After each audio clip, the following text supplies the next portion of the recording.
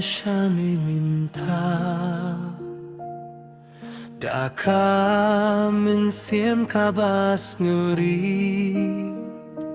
ha ka jing dum milong ka jing shay jonga ha menga shem ka jing im ka ba thumai to pen thumai anga atrai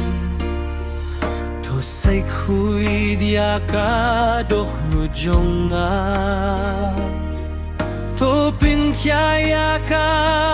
min siem ba mong bat pin long yang abanim na ka binta jong me to pin chi mai yang au chi su ka jingim jonga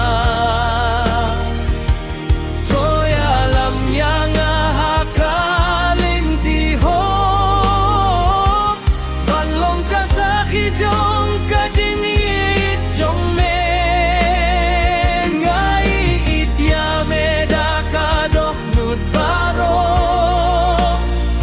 bat ngan ya roh ya ka kirteng jong me juno matla ka perthei ka pin shoy anga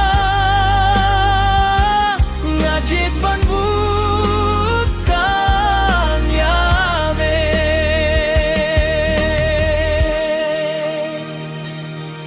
matla ka perthei ka pin shoy anga nga jit ban bup tang ya me ka jing ga ye jong me